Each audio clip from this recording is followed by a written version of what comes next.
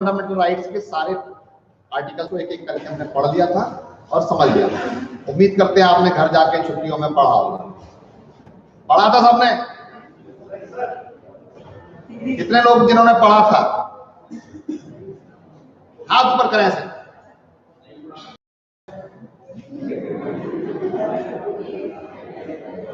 अच्छा, कितने लोगों ने बिल्कुल नहीं पढ़ा घर जाकर के? वो भी हाथ खड़े करें। जिन लोगों ने नहीं पढ़ा है वो हाथ ऊपर कर दें, क्योंकि जो लोग हाथ खड़े कर देंगे उनसे नहीं पूछूंगा, और जो लोग हाँ ना करने की स्थिति में नहीं उनसे जरूर पूछूंगा।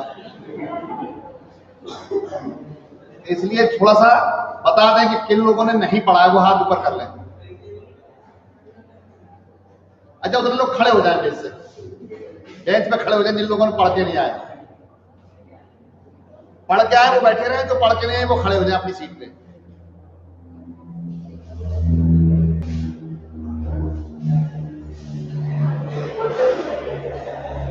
अच्छा, बैठ जाओ। मैं जान सकता हूं क्या कारण है न पढ़ने का?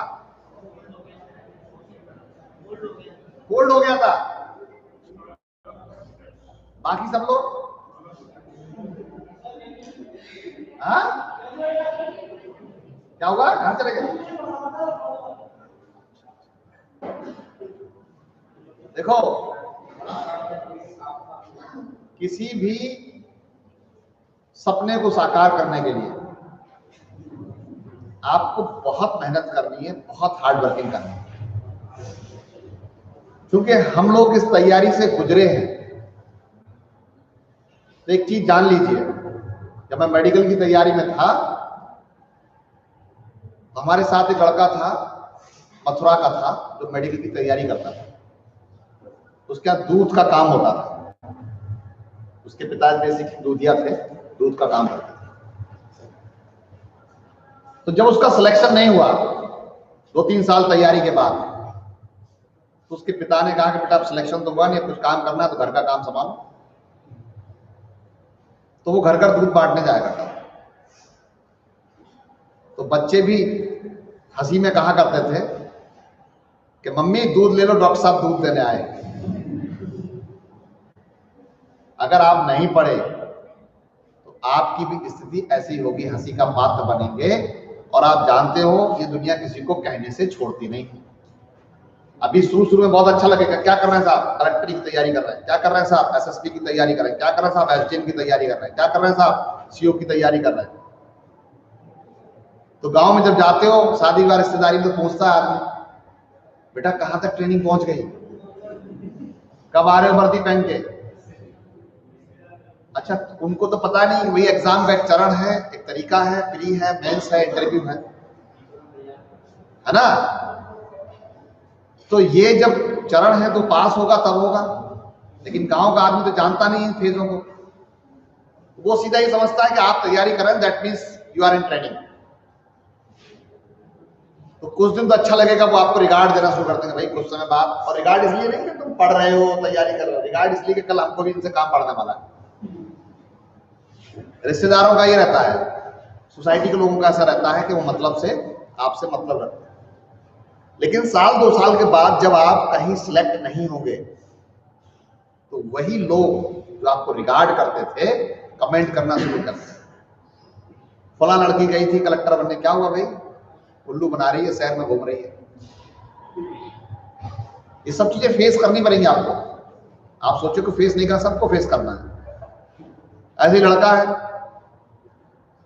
बर्बाद किए दे रहा है माँ बाप को। होना जाना कुछ नहीं, हमारा लड़का देख लो, यहीं से पढ़ के प्राइमरी का मास्टर हो गया। एक पैसा खर्च नहीं किया उसने, ना आगरा गया ना दिल्ली गया। आपकी तुलना कांस्टेबलों से, आपकी तुलना प्राइमरी टीचर्स से, पोस्टमैन से, जाने कहां कहां से आपकी तुलना होगी। क्योंकि उसमें तो एक बड़ी एग्जाम है, पास किया और बहुत ज्यादा सिलेबस भी नहीं। फिर आपको बड़ा अंदर से कोफ्त होगा, मतलब आपको अंदर से अच्छा नहीं लगेगा। तब लगेगा यार हमने बहुत गलत काम किया है। तो इसीलिए आपसे कहते हैं कि अभी समय है पढ़ने का, और 2 साल 2.5 साल में टारगेट बना करके उसको कर लीजिए। क्योंकि जो भी अभी आपके सर ने प्रोग्राम, महानिदेशक साहब आए थे ओपाम से, टी वेंकटेश्वर लू साहब आए थे। उनकी पर्सनैलिटी आप देखते हैं, बिल्कुल दुबले पतले से थे, बट डायनेमिक पर्सनैलिटी, डायनेमिक थे। 91 बैच के आईएएस थे और उन्होंने जो बताया वो सब चीजें वास्तविकता में होती है। तो आपको अपने लिए, सोसाइटी के लिए तब कर पाओगे जब खुद के लिए कुछ करोगे, है ना। तो आपको पूरा मन लगा करके, और जो सरकार संसाधन दे रही है, जितना भी दे रही है, उसका आपको मैक्सिमम यूटिलाइज करना है, तो होगा। अब आप गए यहां से पढ़ने के बाद, पिछला सब खत्म, फिर अगली क्लास पढ़ के गए, वो खत्म। वही हमने कहा था ना, स्टेज 3 होती है। मैटर की स्टेज कितनी होती है? 3 होती है, सॉलिड, लिक्विड और गैस। साइंस वाले सर ने पढ़ाया होगा। कुछ मैटर्स ऐसे होते हैं जो बिना सेकंड स्टेज में आए थर्ड स्टेज में चले जाते हैं। तो ऐसे ही कुछ ज्ञान कैसा होता है, यहां आए बिना ही, सर कहते थे हमारे, क्लियर हो गया या ऑल क्लियर हो गया? टॉपिक्स क्लियर हो गए कि बिल्कुल ऑल क्लियर हो गए? क्लियर तक रहने दो, ऑल क्लियर तक मत रखोगे। ऑल क्लियर हो गया वो मत रखो, ठीक है। चलिए हम लोग पढ़ाई की बात करते हैं। तो पढ़ते रहिए, क्योंकि नहीं पढ़ेंगे, मैं आपको पढ़ा नहीं रहा हूं, मैं आपको पढ़ना सिखा रहा हूं। और जब आप सीख जाएंगे तो किसी से पढ़ने की जरूरत, ये सब्जेक्ट नहीं पड़ेगी। बेर ले लिया सबने? सबने ले लिया? कुछ लोगों ने हाँ ना, किसी को पता ही नहीं क्या कह रहा। चलिए हम लोग बात करते हैं अनुच्छेद 31, अनुच्छेद 33, अनुच्छेद 34,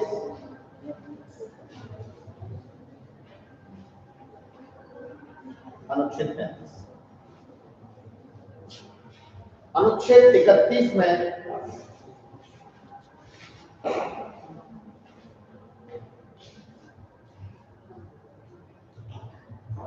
संपत्ति का अधिकार था। क्या था?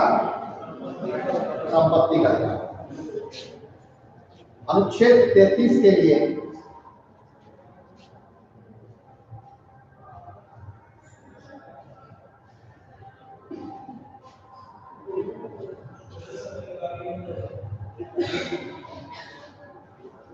युक्त निर्बंधन लगा सकता है। कौन?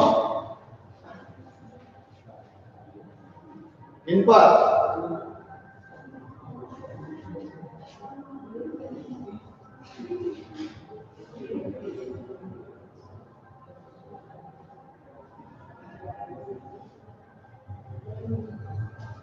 सैन्य बलों के फंडामेंटल राइट।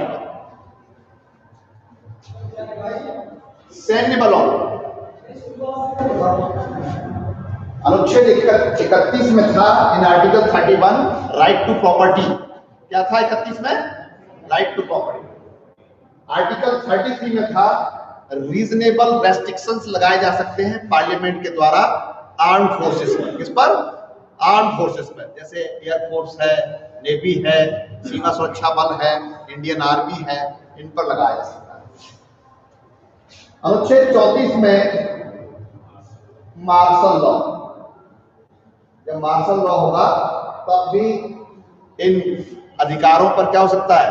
रेस्ट्रिक्शंस लग सकते हैं। और 35 में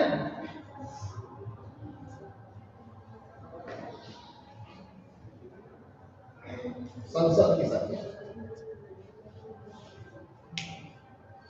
संसद की शक्ति। अब आप समझिए बात को। हमने पढ़ाया था आपको कि मूल संविधान में 7 राइट्स थे। कितने राइट्स थे? 7 अधिकार थे। इन 7 अधिकारों में से एक अधिकार, जो संपत्ति का अधिकार था, उसको निरसित कर दिया गया, डिलीट कर दिया गया, और उसको ले गए हमने पढ़ाया था आपको, कहां ले गए हम उसको? अनुच्छेद 300A में, ठीक है ना। और कैसा बना दिया इसको? विधिक अधिकार या कानूनी अधिकार या लीगल राइट। और इस अनुच्छेद को यहां से क्या कर दिया गया, डिलीट कर दिया गया, इसके द्वारा 44 में संशोधन द्वारा। ठीक है ना, क्लियर हो गई बात। संविधान संशोधन द्वारा संपत्ति के अधिकार को मूल अधिकार की श्रेणी से बाहर निकाल करके कहा। तो अब 31 क्या पड़ा है, खाली है, कुछ नहीं 31 में। अब जो नंबर 31 है फंडामेंटल राइट का, वो कैसा है, ब्लैंक पड़ा हुआ है। हटाया क्यों गया था, मैंने आपको स्टोरी बताई थी कि भारत का संविधान की प्रियम्बल जो है वो कहती है क्या, सामाजिक, आर्थिक, राजनीतिक न्याय, सोशल, पॉलिटिकल, इकोनॉमिकल, 3 तरह के न्याय की बात करती है, जस्टिस की बात करती है। और आफ्टर द आजादी के बाद हमारे यहाँ व्यवस्थाएं बहुत खराब थी, ऐसा कह सकते हैं आप, क्योंकि लोगों के पास जब अंग्रेज छोड़ के गए तो उनसे जो संबंधित लोग थे, चाटकार थे, देसी रियासतें थी, जमींदारी थी, सामंतवादी व्यवस्थाएं भी उस समय लागू थी। तो लोगों के पास बहुत बहुत सारी भूमियां थी, किसी के पास 500 बीघे, किसी के पास 1000 बीघे, किसी के पास 2000 बीघे, ये स्थितियां थी। और किसी के पास कोई कास्ट के लिए कोई मतलब एग्रीकल्चर लैंड नहीं थी, वो दूसरों की खेती किया करते थे। तो जब हमें आर्थिक, सामाजिक, राजनीतिक न्याय देना है तो ऐसी स्थिति में सोचा गया कि सबके पास भूमि का सही वितरण होना चाहिए और पर्सनल व्यक्ति के पास उतनी भूमि होनी चाहिए जितनी कि वो उसको कास्ट कर सके, जिसका प्रभु एग्रीकल्चर कर सके। क्योंकि लोगों पर जिन पे जमीनें नहीं थी उनको भी हमने देखा होगा, सुना होगा, गांव में आपने पट्टे वगैरह के माध्यम से भूमियां गरीबों को दी जाती थी। तो सरकार ने एक कानून बनाया 1950 में, कानून है जमींदारी एवोल्यूशन एक्ट, उसको बोलते हैं हम लोग लॉ में Zamindari abolition act and land reform act. 2 चीजें, भूमि सुधार और जमींदारी विनाश अधिनियम। मतलब जमींदारी का क्या कर दिया गया, अंत कर दिया, जमींदारी को खत्म किया जाए। और हर स्टेट के लिए, बिहार हो, यूपी हो, एमपी हो, महाराष्ट्र हो, सब जगह क्या किया गया, उसको जमींदारी को समाप्त किया गया कानून बनाकर। लेकिन जैसे ही जमींदारी को समाप्त किया गया वैसे एक प्रॉब्लम क्रिएट हो गई। प्रॉब्लम क्रिएट ये हुई कि ये संपत्ति का अधिकार जो था वो फंडामेंटल राइट था। क्या था, फंडामेंटल राइट था। अब ये फंडामेंटल राइट है और किसी के राइट को आप ले लेंगे तो वो क्या करेगा, वो लिटिगेशन करेगा, वो मुकदमा करेगा, वो केस करेगा कि भाई ऐसे किसी की जमीन को आप नहीं ले सकते। और ये काफी समय तक चला, लोगों ने लिटिगेशन शुरू किया। इस चीज से बचने के लिए सरकार ने कई सुधार किए 31 में। ये तो 44 में संविधान संशोधन से गया, तो यहां सुधारों के लिए, इन कानूनों को बचाए रखने के लिए क्या किया गया, 3 नए आर्टिकल इसमें जोड़े 31 में। कौन से आर्टिकल जोड़े, 31A, 31B और 31C। ये क्वेश्चन पूछा जा चुका है। 31B में नवी अनुसूची आपने पढ़ा था, मैंने पढ़ाया था, नवी अनुसूची को जोड़ा। इसमें डाला गया प्रावधान बाद में कि नवी अनुसूची को बनाया जाए साहब और उसमें इन कानूनों को स्थान दिया जाए। इसलिए आपकी नवी अनुसूची मैंने पढ़ा दी, क्या नाम है उसका, भूमि सुधार संबंधी अधिनियमों की व्यावृत्ति, इनका बचाव, सेविंग, उनको बचाना है, सेव करना है। और ये कहा गया कि किसी भी कानून को जिसको नवी अनुसूची में स्थान मिल जाएगा उस पर कोई लिटिगेशन नहीं होगा। इसलिए इसको 31B को लाया गया। 31C में यह लिखा गया कि मान लीजिए डीपीएसपी में आप पढ़ेंगे, director principle of state policy, राज्य के नीति निष्पत्ति। 2 चीजें हमारे यहां हैं, फंडामेंटल राइट और डीपीएसपी। ये एक तरीके से दोनों मूल अधिकार की श्रेणी में ही हैं। जब ये संविधान का जब इंटरप्रिटेशन चल रहा था, बन रहा था, डिबेट हो रही थी संविधान सभा में, तो ऐसे मूल अधिकारों को दो भागों में बांट दिया गया। ऐसे मान सकते हैं कि एक वो मूल अधिकार जिनको इनफोर्सेबल बाय लॉ, यानी कि अगर ना मिले तो कानून द्वारा लागू करवाया जा सकता है, और दूसरा कानून को, दूसरे वो प्रावधान वाले अधिकार जिनके पास बाद में संसाधन होने पर राज्य जब स्ट्रॉन्ग हो जाएगा तो वोट को भी लागू करवाने की स्थिति में ये लिख के छोड़ दिया गया कि राज्य के ये निर्दिष्ट तत्वों में ये मूलभूत तत्व है, जब पॉलिसी बनाए तो इनका ध्यान रखें। लेकिन जब डीपीएसपी लोक कल्याणकारी हम देखते हैं, आर्टिकल 38 देखते हैं, उसमें वेलफेयर स्टेट के लिए प्रावधान है। तो जब डीपीएसपी को लागू करते हैं तो कहीं ना कहीं फंडामेंटलिज्म ने कहा कि ऐसा संकेंद्रण नहीं होना चाहिए। डीपीएसपी कहता है जो देश के संसाधन हैं उनका ऐसा संकेंद्रण, मतलब एक जगह इकट्ठे नहीं होनी चाहिए कि जिससे लोगों का क्या हो जाए, कॉमन इंटरेस्ट बाधित हो जाए, यानी कि संसाधनों पर सबका क्या हो, समान अधिकार। जब आप समान अधिकार देंगे तो फंडामेंटल राइट क्या करेगा, बाधित हो जाएगा। क्या हो जाएगा, बाधित हो जाएगा। इसलिए 31C में संशोधन करके एक चीज रखी गई और वहां लिखा गया कि डीपीएसपी को प्रभावी करने वाले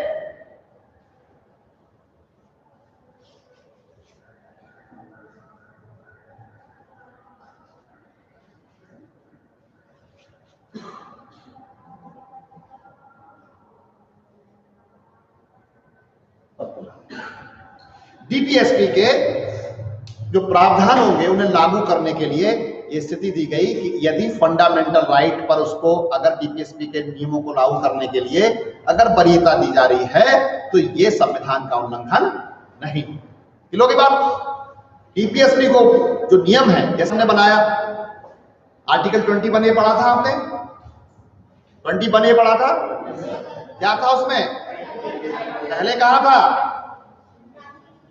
डीपीएसपी में राज्य के, और उसको हम कहना है फंडामेंटल राइट। तो दैट मींस क्या है कि डीपीएसपी के जो प्रावधान हैं उनको फंडामेंटल राइट पर क्या दिया गया, 31C के माध्यम से वरीयता देने का प्रयास किया गया कि यदि फंडामेंटल राइट्स को बाधित होकर के अगर डीपीएसपी को लागू करना है तो उनको प्रायोरिटी दी जानी चाहिए। यहां भी सवाल उठा, तो फिर आपसे एक प्रश्न बन जाता है, मेंस में, प्री में नहीं बनता, कि अब दोनों में से आपसे पूछा जाए कि which is more important, fundamental right ज्यादा इंपॉर्टेंट है या डीपीएसपी? जब डीपीएसपी को आप प्रायोरिटी दे रहे हैं तो दैट मींस क्या है, फंडामेंटल राइट ज्यादा इंपॉर्टेंट नहीं है। तो क्या फंडामेंटल राइट को उल्लंघन करते रहेंगे? फिर क्या किया जाए? तो मिनर्वा मिल्स के केस में, केशवानंद भारती के केस में सुप्रीम कोर्ट ने साफ कहा, स्पष्ट कहा कि ये एक दूसरे के विरोधाभासी नहीं है, एक दूसरे के विरोध में नहीं है, ये एक दूसरे के कैसे पूरक हैं, कॉम्प्लीमेंट्री। कैसे ये एक दूसरे के कॉम्प्लीमेंट्री। लोग बात ठीक है ना। और 31A में ये लिखा गया कि संपत्ति के अधिकार को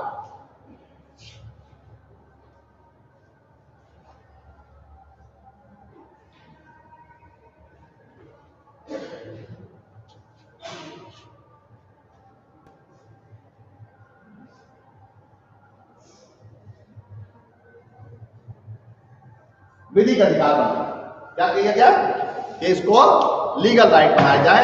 31A में साफ साफ लिख दिया उन्होंने, क्या, संपदावाद के अर्जन को उपबंध करने वाली विधियों की व्यापृति, saving of laws providing for acquisition of state ETC, यानी संपत्ति के अधिकार को सेव करने का प्रयास किया गया। और काहे के माध्यम से?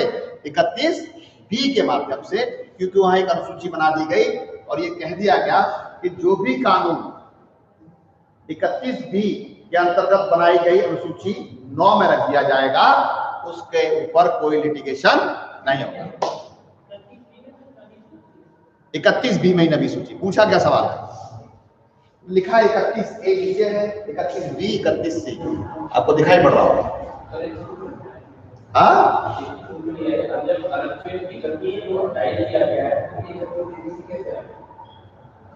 अभी चल रही बात, अभी तो 31 हमने कब उठाया? 1978 में, और ये जो अमेंडमेंट हुए चलता रहा मामला इंदिरा गांधी सरकार में।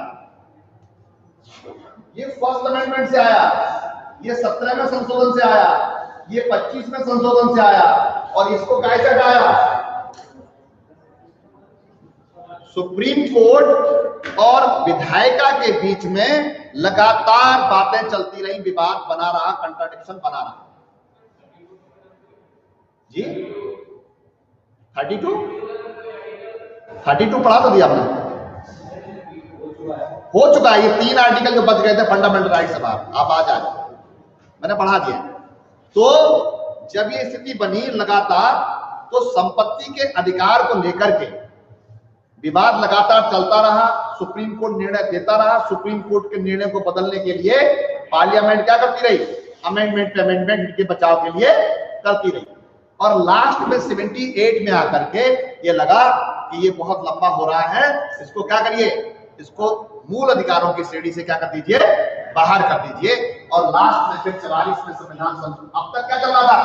31 को बचाने के लिए, यानी कि इसकी बात करने के लिए, इससे बचने के लिए ये अमेंडमेंट करते रहे।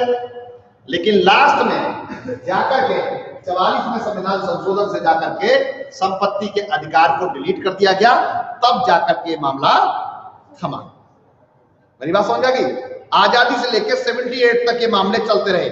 शंकरी प्रसाद का केस, गोलकनाथ का केस, केशवानंद भारती का केस, मिनर्वा मिल्स का केस, इन केसों में यही सब इशूज, जैसे ही अमेंडमेंट होता था, अमेंडमेंट को क्या करते थे? चैलेंज करते थे। चैलेंज पे सुप्रीम कोर्ट का वर्जन आता था, और फिर उसको बचाने के लिए, सुप्रीम कोर्ट पर ओवर लीड करने के लिए पार्लियामेंट फिर सुधार करती थी। लेकिन लास्ट में केशवानंद भारती का केस सबसे लीडिंग केस है, आप लिख लेना। किसका केस? केशवानंद भारती वर्सेस केरल राज्य। ये बहुत इंपॉर्टेंट केस है, भारती वर्सेस केरल राज्य 1973। यहां पर एक बात हो गई। हमने पढ़ाया था आर्टिकल 13 आपको, और ये कहा था कि राज्य कोई भी ऐसी विधि नहीं बनाएगा जो क्या करता हो, जो इस अधिकार में, इस भाग में दिए गए अधिकारों को कम करता हो या छीनता हो। क्या करता हो? तो मैंने उस दिन आपसे क्वेश्चन पूछा था, जब ये लिख दिया गया 13 में, तो फिर ये संपत्ति का अधिकार कैसे डिलीट हुआ? तो मैंने आपको ये भी बताया था कि 13 के 3 में वेयर में आप देखेंगे कि विधि शब्द को परिभाषित किया है, और विधि में संविधान संशोधन शामिल नहीं है। लोग ये बात, ये मैंने बताया था उसे कि विधि शब्द में बाई लॉज है, रूल्स है, लॉ है, ऑर्डिनेंस है, सब कुछ है, बट कॉन्स्टिट्यूशनल अमेंडमेंट नहीं है। Is that clear? वो शब्द इसमें शामिल नहीं है। इसीलिए संविधान संशोधन के माध्यम से संपत्ति के अधिकार को क्या कर दिया गया? हटा दिया गया, और 300 में उसको विधिक अधिकार बना दिया गया। Is it clear?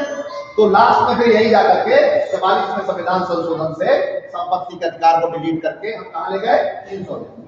Keshavananda Bharti के केस में कहा, जैसा कहा कि इस भाग के आधार पर छीना जाएगा ना कम किया जाएगा। तो ये रहता रहा कि संविधान संशोधन से क्या फंडामेंटल राइट को संशोधित किया जा सकता है? आना आना, ये स्थिति चलती रही पार्लियामेंट और न्यायपालिका के बीच में। 1973 में केशवानंद भारती के केस में सुप्रीम कोर्ट ने बड़ी चालाकी से निर्णय दिया और कहा,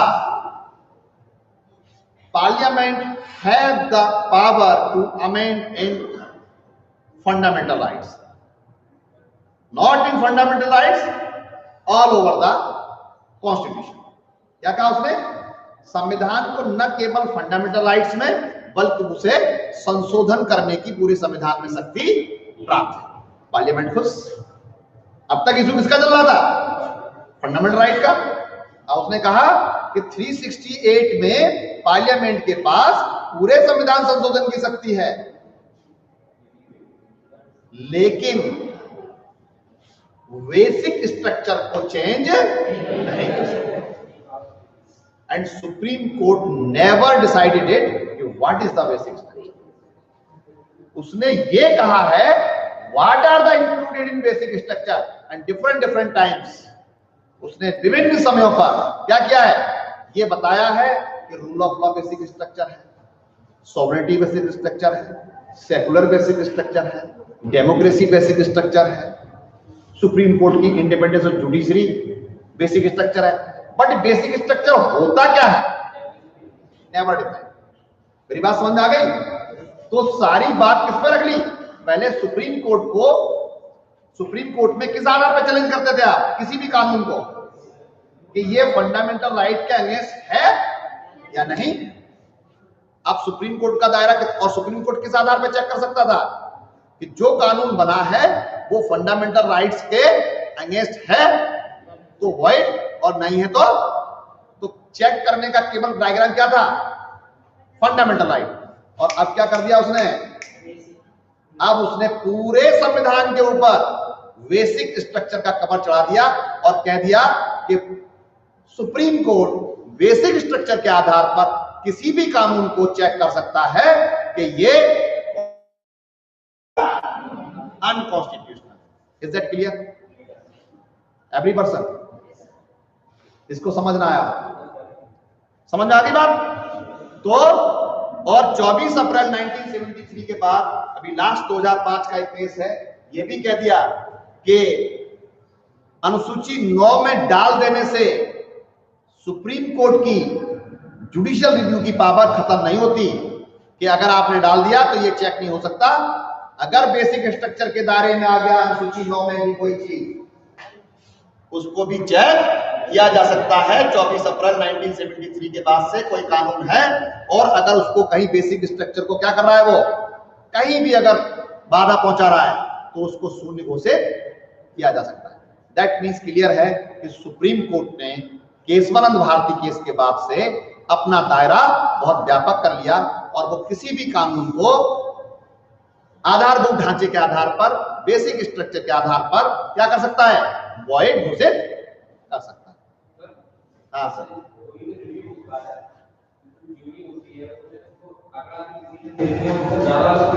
बिल्कुल बिल्कुल, ऑलवेज।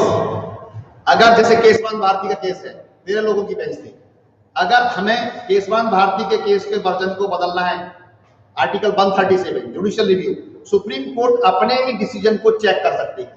क्या कर सकती है? अपने ही डिसीजन को क्या कर सकती है? आप देख लीजिए, गोलकनाथ के केस में कहा कि सुप्रीम कोर्ट ने कहा, साहब गोलकनाथ के केस में कहा था कि संसद को मूल अधिकारों में चेंज करने का कोई अधिकार नहीं। उसी सुप्रीम कोर्ट ने केशवानंद भारती के केस में कहा कि पार्लियामेंट को पूरी पावर है संविधान संशोधन की। मेरी बात समझ आ गई? क्योंकि वो लार्जेस्ट बेंच थी, वो बड़ी बेंच थी बजाय गोलकनाथ के। तो अगर सेम बेंच का है तो उसको बड़ी बेंच द्वारा ही उसको उसके वर्जन को काटा जा सकता है। हाँ, क्या चीज? कोई ऐसी लिमिट नहीं है, बस ये है कि कॉन्स्टिट्यूशनल पीठ कम से कम 5 जजों की होगी। अगर संविधान का कोई प्रश्न है तो उस पर कम से कम 5 जजों की पीठ होनी चाहिए, इससे कम की पीठ संविधान पीठ नहीं। क्लियर हो गई बात? ठीक है, समझ में आ रही बात? अब आप देखिए, अनुच्छेद 31 हो गया क्लियर। 33 ये बने रहे, इसको नहीं हटाया। 31A, 31B, 31C अभी भी संविधान में है आपके, अभी भी संविधान में। आप देखेंगे बैरक उठा करके तो अभी भी 31A, 31B, 31C बने हुए हैं। 31B हटा देंगे तो नवी अनुसूची को क्या करना पड़ेगा? डिलीट करना पड़ेगा। 31A, 31B, 31C बने हुए हैं, लेकिन मूल जो आर्टिकल था 31, इसको हटा दिया। समझ आ रही बात? अब देखिए 33, 34 और 35, ये एक तरह से फंडामेंटल राइट का 33 और 34 क्या है? एक्सेप्शन है। क्या है ये? आप कह सकते हो उनको क्या है? ये अपवाद है। कैसे अपवाद है? आपने कहा प्रत्येक व्यक्ति को क्या होगा? फंडामेंटल राइट्स होगा, लेकिन क्या सैनिकों के फंडामेंटल राइट्स हैं?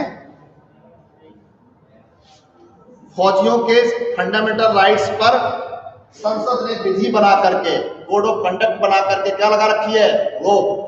जैसे आपने 19 पढ़ा, असेंबली करने का, एसोसिएशन का, राइट टू स्पीच का अधिकार था, घूमने का, क्या आर्मी के लोग एसोसिएशन बना सकते हैं?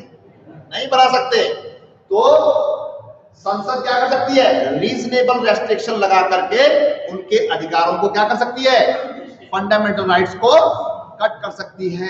और have a right to press, freedom of speech, आपने देखा होगा अभी जो मोदी जी के खिलाफ एक व्यक्ति चुनाव लड़ा था बनारस से, फौज से था, और उसने दाल को लेकर के एक स्टेटमेंट जारी किया था, यादव जी थे कोई, तो उस स्टेटमेंट पे उसको टर्मिनेट कर दिया गया, फौज से कोर्ट मार्शल कर दिया गया। अगर सामान्य व्यक्ति होता फौजी की जगह तो उसका राइट बोलने का था कि नहीं? हम सब लोग बोलते रहते हैं सरकार ऐसा कर रही, सरकार ऐसा, लेकिन कभी किसी को टर्मिनेशन या किसी को कोई कैद सजा कोई हुआ नहीं हुआ। दैट मीन्स क्या है कि फौज में डिसिप्लिन बनाए रखने के लिए, अनुशासन बनाए रखने के लिए उनके बहुत सारे फंडामेंटल राइट्स को संसद विधि बना करके क्या कर सकती है? उन पर रोक। ये 33 आपको कोई पढ़ाता नहीं पढ़ाता ना, कोई नहीं पढ़ाता 33, 34, 35, लेकिन मैं आपको प्रत्येक आर्टिकल पढ़ा रहा हूं। क्यों? जिससे आपकी समझ विकसित हो। 34 मार्शल लॉ। मार्शल लॉ को क्या बोलते हैं हिंदी में? सैनिक शासन। कई बार जब सामान्य कानून से स्थिति कंट्रोल में नहीं होती तो ऐसी स्थिति में सरकार को मार्शल लॉ लगाना पड़ता है, और ऐसी स्थिति में भी आपके सामान्य अधिकारों को क्या कह सकता है? रेस्ट्रिक्ट किया सकता है, बाधा पहुंचाई जा सकती है। क्या चीज? खड़े होकर पूछो, खड़े होकर। जी नहीं, ये राष्ट्रपति शासन नहीं है, ये राष्ट्रपति शासन नहीं है। राष्ट्रपति शासन आप पढ़ते हैं अनुच्छेद 356 में, और वहां ये लिखा हुआ है कि संवैधानिक राज्यों की संवैधानिक तंत्र की विफलता पर राष्ट्रपति द्वारा घोषणा, जिसको हम लोग शॉर्ट में बोलते हैं राष्ट्रपति शासन। म्यांमार में तो एक तरह से सत्ता पलट है। वो अब जैसे पाकिस्तान में हुआ, मुशर्रफ साहब ने चुनी हुई सरकार को सस्पेंड कर, अब मान लीजिए जैसे हमारे हमारे राष्ट्रपति जी हैं, इमरजेंसी घोषित करने का अधिकार किसको है? राष्ट्रपति जी को। और कल राष्ट्रपति जी की महत्वाकांक्षा जाग जाए और वो यहाँ क्या करते हैं? राष्ट्रपति शासन लागू करते हैं, आपातकाल लागू करते हैं, और पूरी संसद को क्या करें? बोले 4 फौजी लगाओ इस गेट पे, 4 लगाओ उस गेट पे, 4 उस गेट पे, और क्या करो? सबको कवर करो, सबको बंद रखो। अब जो हम कहेंगे इमरजेंसी में पावर किसको है? लेकिन हमने ऐसी व्यवस्था नहीं। इमरजेंसी लागू करने के लिए आपको क्या करना पड़ेगा? आपको अनुमोदन लेना पड़ेगा पार्लियामेंट का। पढ़ेंगे हम इमरजेंसी में, राष्ट्रपति जी ऐसा नहीं कर सकते, और मंत्रिमंडल के लिखित अनुमोदन पर ही क्या होगा? इमरजेंसी लागू होगी। तो हमने चेक और बैलेंस रखा है, हमने अन्य देशों जैसी व्यवस्था हमारे यहां नहीं। ठीक है ना? आ जाइए 35 में हमने पढ़ा, जैसे हमने पढ़ा था छुआछूत का अंत, पढ़ा था आर्टिकल 17 कि छुआछूत का अंत किया जाता है किसी भी रूप में, और अगर कोई व्यक्ति इसको क्या करेगा? फॉलो करेगा तो उसके लिए दंड दिया जाएगा। अब दंड कैसे दोगे? कैसे दंड दोगे? संविधान तो लिख के छोड़ दिया, तो उसके लिए क्या करना पड़ेगा? कानून बनाना पड़ेगा। जैसे आर्टिकल 23 पढ़ा था, आर्टिकल 24 पढ़ा था आपने। आर्टिकल 24 पढ़ा है ना? क्या था उसमें? बच्चों से 14 वर्ष के बालकों से कोई भी कारखानों, मानो या ऐसे संस्थानों से काम नहीं लिया जाएगा जो उसकी सेहत पे क्या डालते हो? प्रभाव डालते हो। तो उसके लिए बाल श्रम अधिनियम बनाए कि नहीं? कौन बनाएगा? यानी कि फंडामेंटल राइट्स को लागू करने के लिए कानून बनाने की शक्ति 35 में संसद के पास है, राज्य विधानमंडल को नहीं। किसके पास? ये है आर्टिकल 35। मैं समझता हूं कि आपको समझ में आ गया होगा 33, 34 और 35। Is that clear? Any doubt in fundamental rights? Parliament पे चले हम लोग, शुरू करें। हाँ, आपसे क्वेश्चन पूछा था मैंने क्वेश्चन पूछा था कि फंडामेंटल राइट्स में इमरजेंसी के दौरान 20 और 21 को छोड़ करके, ड्यूरिंग इन इमरजेंसी 20 और 21 को छोड़ करके राष्ट्रपति जी, प्रेसिडेंट, पीडी मतलब प्रेसिडेंट, सारे फंडामेंटल राइट को क्या कर सकते हैं? सस्पेंड कर सकते हैं। Then, in emergency, my question is that, मेरा क्वेश्चन ये है कि इमरजेंसी लागू है और बीच में क्या अधिकार है आपको?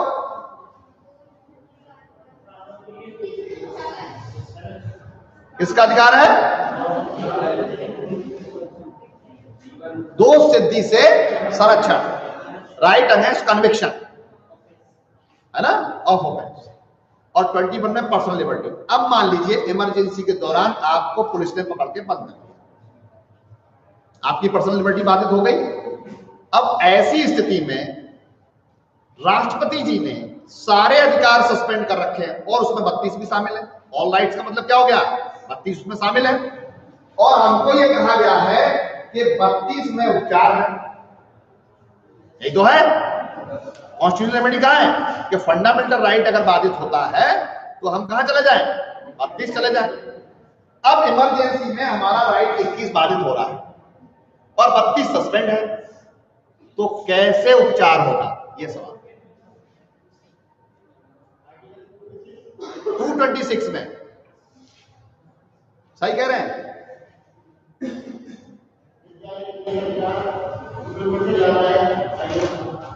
सुप्रीम कोर्ट को क्या है, तो वो भी तो फंडामेंटल राइट पे ही है।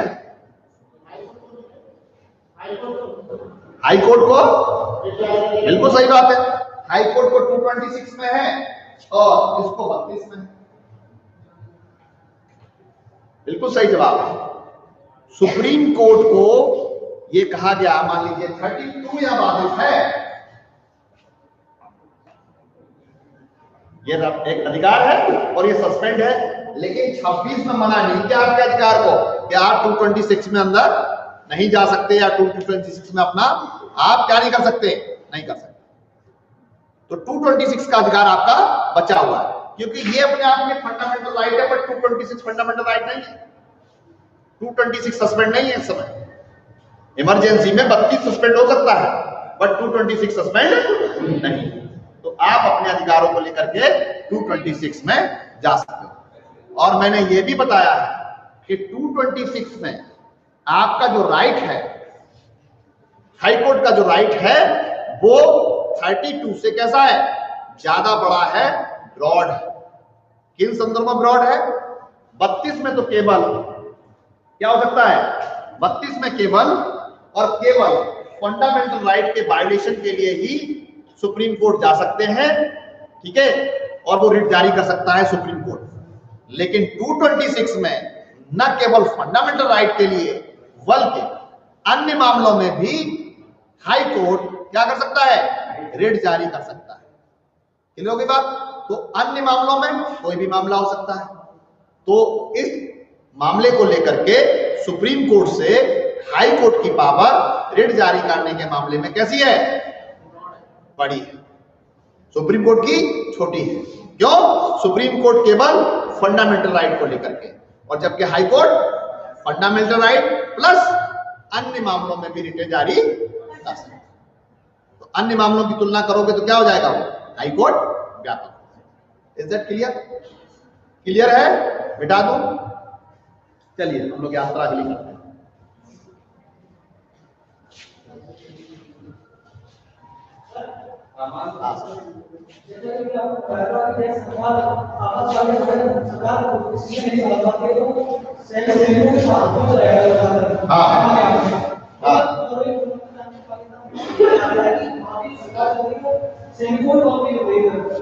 अब सर वहां कैसे, देखिए मेरी बात सुनिए, हम यहाँ कह रहे हैं ना कि सैनिकों के तौर पे चल रही है, आप कैसे कह सकते हैं? आप कैन यू से प्रधानमंत्री नहीं हो आप, मुख्यमंत्री नहीं हो आप, है ना? तो ये काम कि सैन्य शासन वहां चल रहा है नहीं चल रहा है, ये तो वहां की सुप्रीम कोर्ट देखे।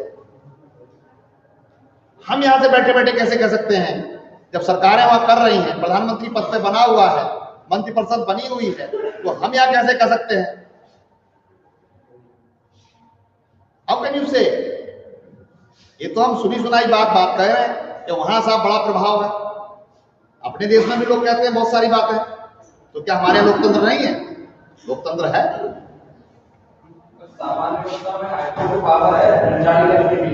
क्या चीज?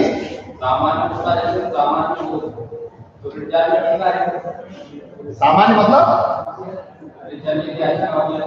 हाँ बिल्कुल कर सकता है जारी, बिल्कुल। हाँ अन्य अदर मैटर्स में बिल्कुल लिखा है। जो आपका PIL है, अच्छा क्वेश्चन है, पब्लिक इंटरेस्ट लिटिगेशन कहां से ड्राइव होता है? ये जो PIL है वो क्या है? अच्छा क्वेश्चन है, पूछा जाता है। पब्लिक इंटरेस्ट लिटिगेशन, इसको बोलते हैं हिंदी में जनहित याचिका। ये क्या होती है?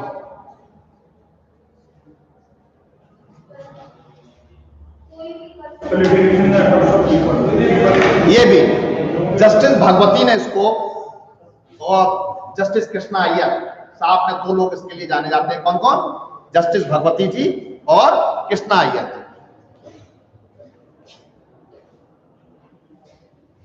जस्टिस भगवती, ये भगवती, और कृष्णा अय्यर, कृष्णा अय्यर, ये 2 जज हैं। लेकिन लॉ क्या है? लॉ ये है कि जिसका अधिकार बाधित होगा, न्याय मांगने कौन जाएगा? जिसका राइट क्या है? बाधित हो रहा है। मेरा अधिकार बाधित हो रहा है तो मैं जाऊंगा, दूसरे का अधिकार बाधित हो दूसरा जाएगा। पड़ोसी को कोई दिक्कत हो रही है, जा मैं रहा हूं। मेरी बात समझने का प्रयास करिए। सामने रोड पे जाम लग रहा है और रिट पिटीशन करने कौन जा रहा है? मैं जा रहा हूं। क्यों भाई? तो जस्टिस भगवती ने इस बात को कहा, अय्यर साहब ने यह कहा कि जो लोग निर्बल हैं, दुर्बल हैं, या कोई कॉमन इंटरेस्ट की बात है, तो ये एक्सेप्शन है कि कोई भी व्यक्ति कॉमन इंटरेस्ट को लेकर के रिट में जा सकता है, कोर्ट जा सकता है, भले ही उसका कोई हित उससे जुड़ा हो। मेरी बात समझ आ गई? जैसे यमुना प्रदूषण को लेकर के किसी का क्या लेना देना यमुना प्रदूषण से, किसको क्या नुकसान हो रहा है? अब आप जा सकते हैं रिट डालने कि भाई यमुना प्रदूषण हो रहा है, या ट्रैफिक जाम से दिक्कत हो रही है, या पॉल्यूशन इतना हो रहा है। भाई कोर्ट पहले क्या था कि जिसका राइट अगर वायलेट हो रहा है, जिसका अधिकार बाधित हो रहा है, वही कोर्ट जाए। भगवती जी के पैसे इस PIL कंसेप्ट से पहले। लेकिन बाद में कह दिया, जैसे मान लीजिए बंधुआ मजदूर, किसी भट्टे पर कोई बंधुआ मजदूर काम कर रहे हैं, आपका क्या लेना? मजदूरी बोले रहा है, मालिक बोले रहा है, उसका अधिकार बाधित हो रहा है, पैसा दे रहा है नहीं दे रहा, आपका क्या लेना देना? मेरी बात समझ आ रही है? तो इस अधिकार का, इस लॉ का विस्तार दिया गया और कहा गया कि यदि कोई निर्बल है, दुर्बल है, या कोई कॉमन इंटरेस्ट की बात है जो अपने अधिकार के लिए नहीं लड़ सकता, तो आप वहां रिट पिटीशन कॉमन इंटरेस्ट को लेकर के दाखिल कर सकते हैं, जिसका नाम है पब्लिक इंटरेस्ट लिटिगेशन। और ये कहां से निकलती है? संविधान में। ये भी अनुच्छेद 32 की ही क्या है? देन आपसे पूछा जाए PIL कहां है संविधान में, तो कहां पे है? अनुच्छेद 32। 32 पढ़ा दिया बेटा मैंने पूरा। 32(1) में गारंटी, पहला ही 32(1) का आर्टिकल यही है कि सुप्रीम कोर्ट समुचित कार्रवाइयों के माध्यम से, पढ़ा दिया मैंने 32। ये क्वेश्चन आएंगे, ऐसे क्वेश्चन आएंगे परीक्षाओं में। इतना अच्छा सरकार प्रोग्राम चला रही है, यही क्वेश्चन आने हैं, और इतने इतने विद्वान टीचर पढ़ा रहे हैं लोग आपको। हम तो थोड़ा उसमें से बहुत नीचे पाए जा रहे हैं। और बहुत सीनियर प्रोफेसर आपको पढ़ा रहे हैं, जो आपको कोचिंग्स में, प्राइवेट कोचिंग्स में नहीं मिलेगा। ठीक है ना? इसी बात के लिए दिल्ली में जाओगे आप तो प्रोफेसर DU वगैरह के आते हैं, इसी बात के लिए एक एक लेक्चर के लिए 5-5, 10-10 हजार, 20-20 हजार रुपए पे मांगते हैं। एक एक लेक्चर का मिलता है, और आपको सरकार निःशुल्क उपलब्ध करा रही है, और आप उसका फायदा नहीं उठा रहे हैं। उठा रहे हैं? चलिए हम लोग बात करते हैं पार्लियामेंट। बिल्कुल क्लियर होगा।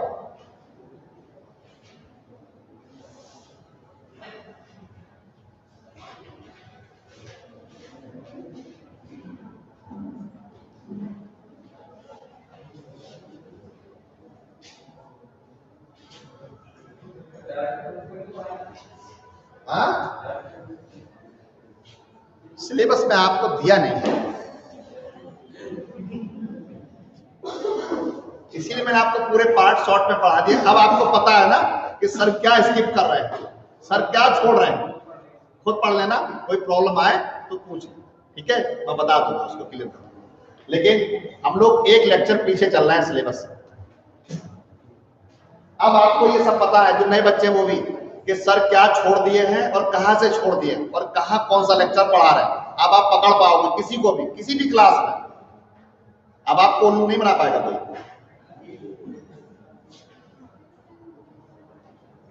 संसद कहां है, किस पार्ट में है? पार्ट 5 में। और कौन सा पार्ट था? सन। और कहां से कहां तक था?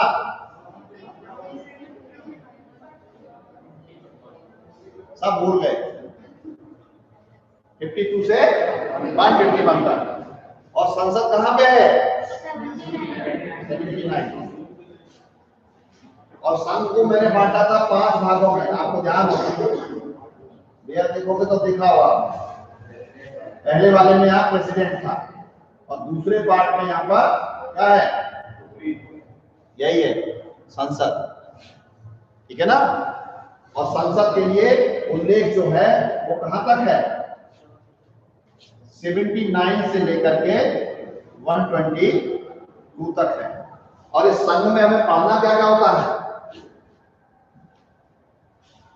राष्ट्रपति, उपराष्ट्रपति,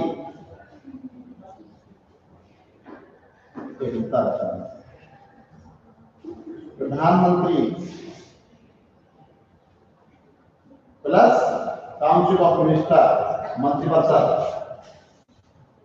प्लस महान्यायवादी, अटॉर्नी जनरल, इंग्लिश में बोलते हैं अटॉर्नी जनरल, प्लस संसद, प्लस अध्यादेश। संसद में बजट वगैरह सब पढ़ेंगे। और उसके बाद यहीं पर न्यायपालिका में सुप्रीम कोर्ट 124 से 147 तक। और 8वीं चीज पढ़ते हैं हम लोग सीएजी, नियंत्रक महालेखा परीक्षक।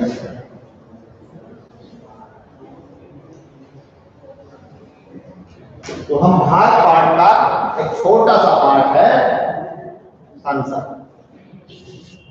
ठीक है ना। क्लियर है बात? समझ आ गई बात? कंट्रोलर ऑडिटर जनरल, नियंत्रक महालेखा परीक्षक,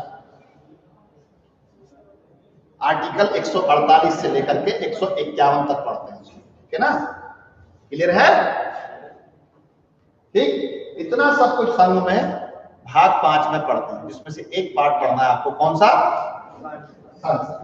क्या पढ़ना है?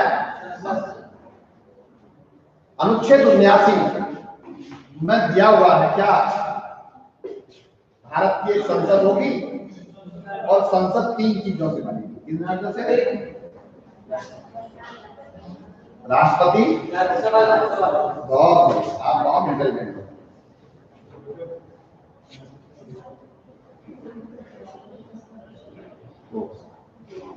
लेकिन संविधान का क्लासिफिकेशन थोड़ा सा देखें आप, थोड़ा सा क्लासिफिकेशन देखें संविधान का।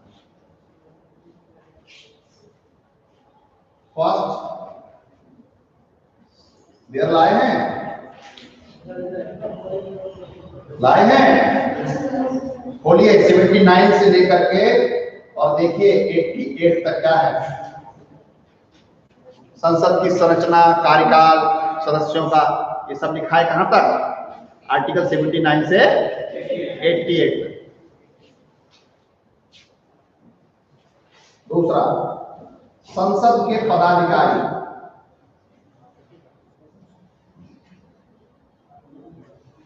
कहां तक? 89 से लेकर के और 98 तक। देखिए ये दिया हुआ ना, 98 तक होगा, 98 तक होगा, 99 नहीं होगा, 98 ही होगा, कंफर्म।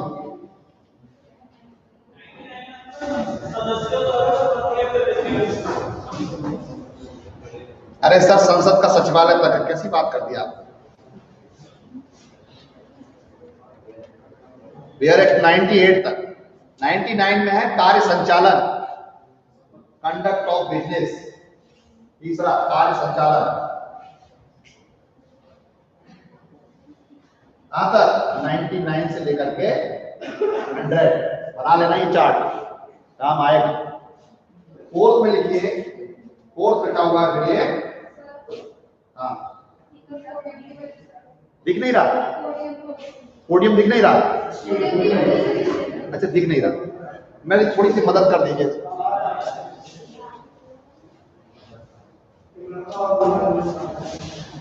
अरे मैं आइए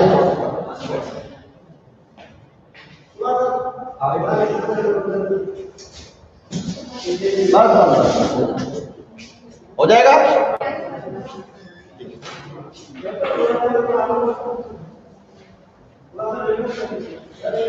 कैमरे को नहीं दिख रहा है, दिख रहा, क्लियर। तो तीसरा कार्य संचालन, यानी कि इंग्लिश में बोल सकते हैं उसको कंडक्ट ऑफ बिजनेस। और चौथा बहुत इंपॉर्टेंट, डिस्क्वालिफिकेशन ऑफ मेंबर, निर्भरता सदस्यों की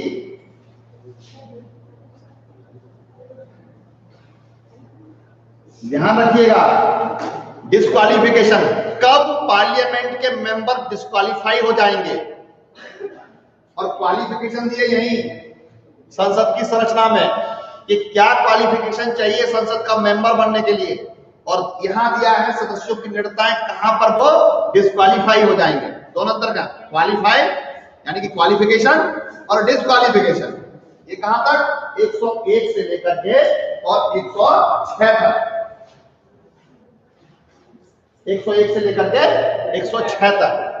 इसके बाद पांचवा जो पार्ट है वो देखिए विधायी प्रक्रिया।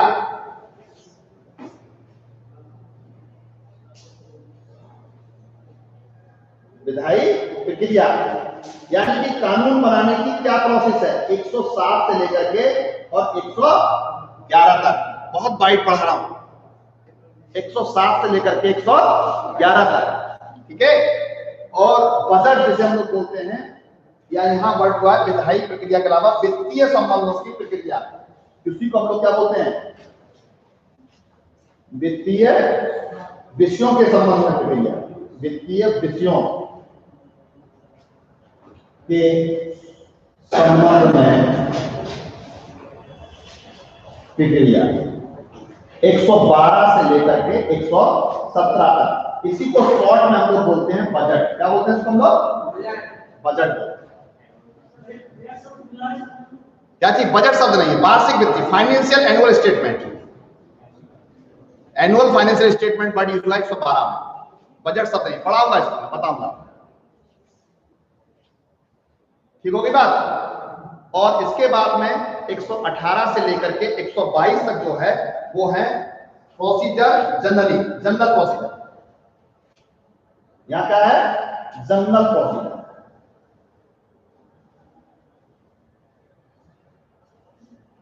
साधारण प्रक्रिया, क्या नियम कानून कैसे, वो है 118 से लेकर के 122 तक। और लास्ट आप जानते हो अध्यादेश, कहां पर, 123। मेरी बात समझ में आ गई। इतना सब कुछ है, लेकिन संसद में लोग पढ़ा के छोड़ देते हैं, प्रेसिडेंट, लोकसभा और बड़े खुश हो जाते हैं लोग, जबकि क्वेश्चन कार्य संचालन से भी पूछा गया है, क्वेश्चन ऑफिसर ऑफ पार्लियामेंट से भी पूछा गया है, क्वेश्चन आपको डिस्क्वालिफिकेशन से भी पूछा गया है, क्वेश्चन आपका ऑर्डिनेंस से भी पूछा जाता है, क्वेश्चन आपका जनरल प्रोसीजर से भी पूछा जाता है, क्वेश्चन आपका बजट से भी पूछा जाता है। लेकिन पढ़े कौन और पढ़ाए कौन,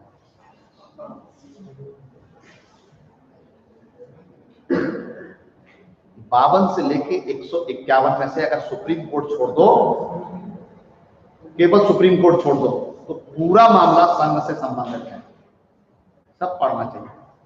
52 से लेकर कहां तक?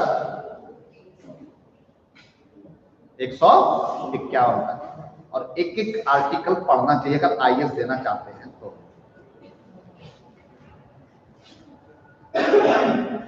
लेकिन कोई पढ़ाता नहीं, दिक्कत ये भी।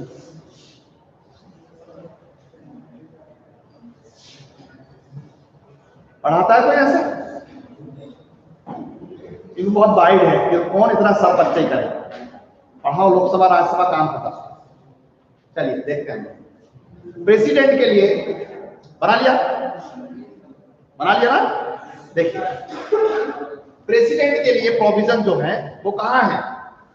52। देखिए आप ये बताइए थोड़ा सा। 52 में लिखा है भारत का राष्ट्रपति होगा, क्या लिखा है? और 52 से लेकर के राष्ट्रपति उपराष्ट्रपति के लिए 73 तक प्रावधान है। कितना?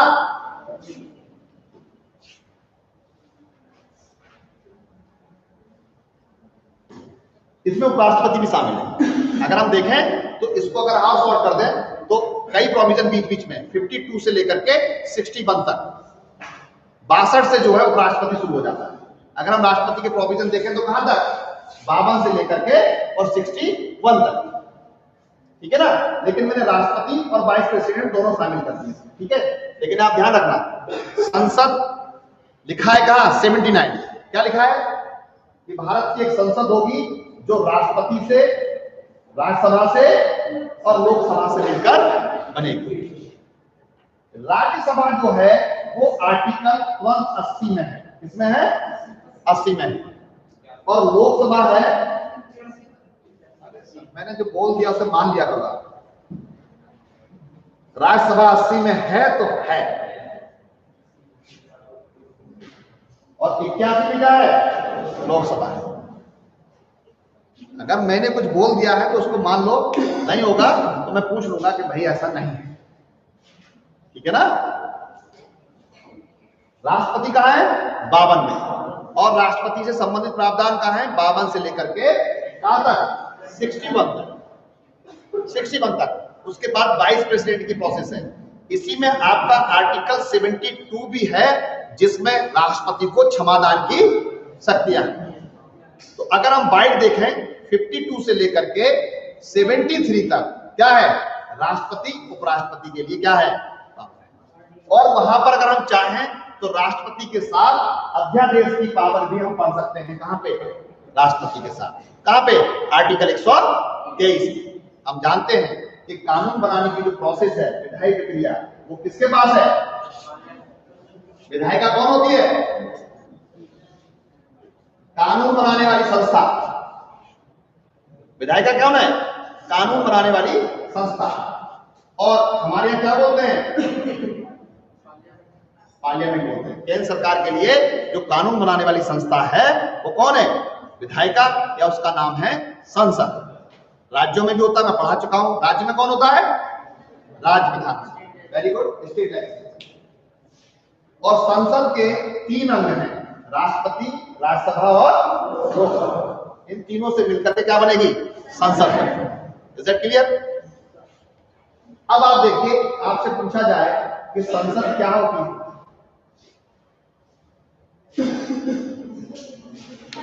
ये तो मिलके बनेगी 3 चीजों से, लेकिन पूछ दे कि संसद क्या है?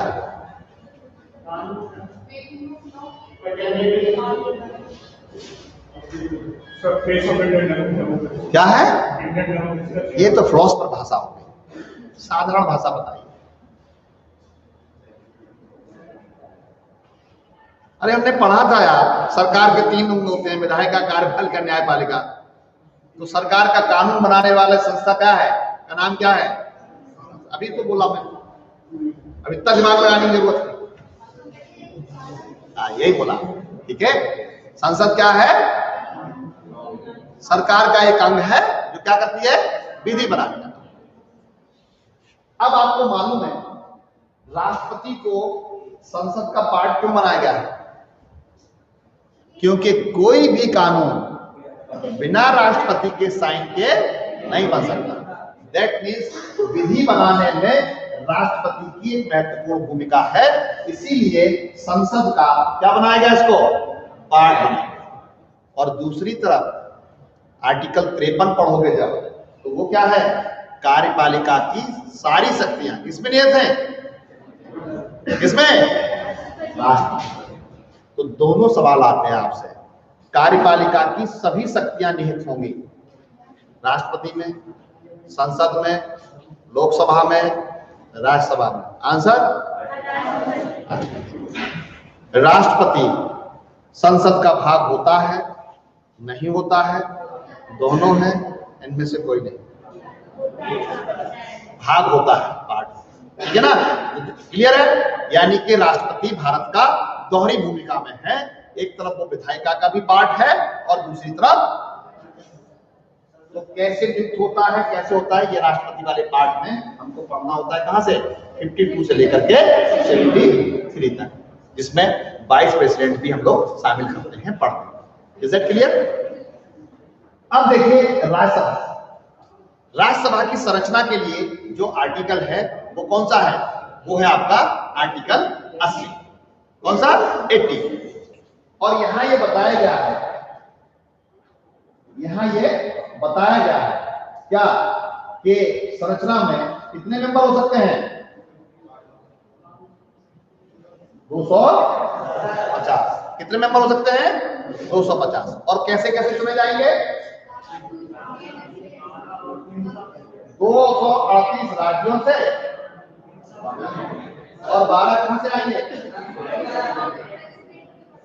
प्रेसिडेंट के द्वारा क्या किए जाएंगे, नॉमिनेट किए जाएंगे। और किन क्षेत्रों से किए जाएंगे,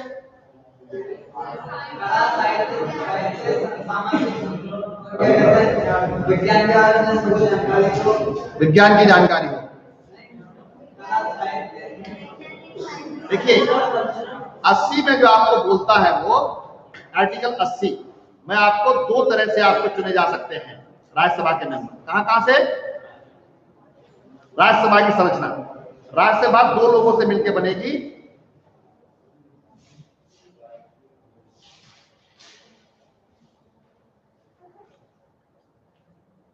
राष्ट्रपति द्वारा खंड के उपबंधों के अनुसार नाम निर्देशित किए 12 सदस्यों और राज्यों के और संघ शासित प्रदेशों से मिलकर 238, यानी कि स्टेट से और यूटी से। आप देखेंगे आर्टिकल 80 में क्या क्या दिया हुआ है, 238 कहां से, राज्य से और यूनियन टेरिटरी से। और किस राज्य से कितने होंगे ये कैसे पता लगता है, कहां पे पढ़ा था,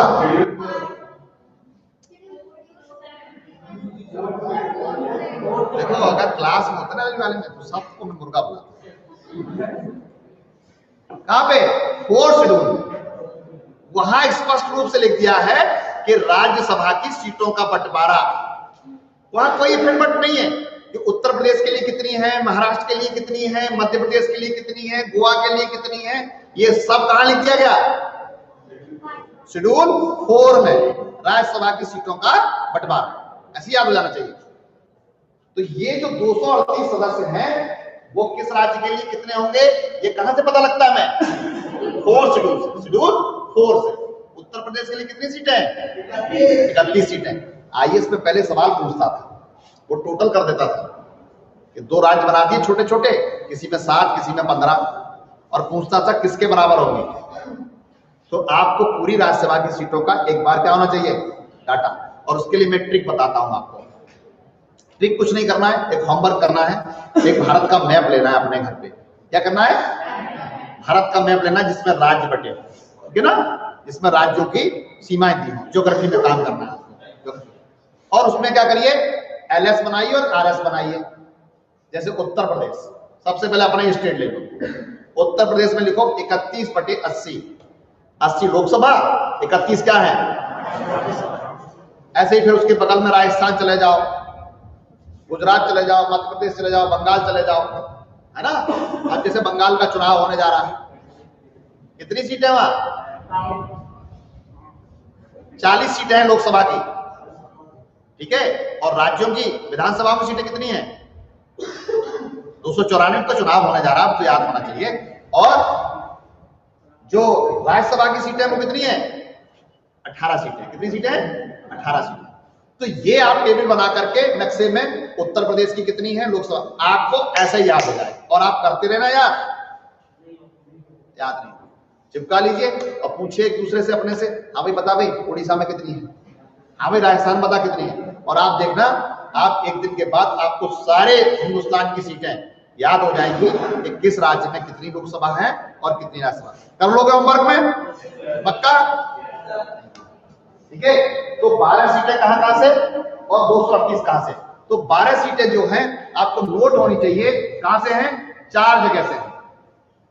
साहित्य, विज्ञान, कला और समाज सेवा। 4 सेक्टर हैं। कितने सेक्टर हैं? 4। कितने सेक्टर हैं? 4 सेक्टर। और ये कहां कहां से चुने जाएंगे? कहां से चुने जाएंगे? कला, विज्ञान, साहित्य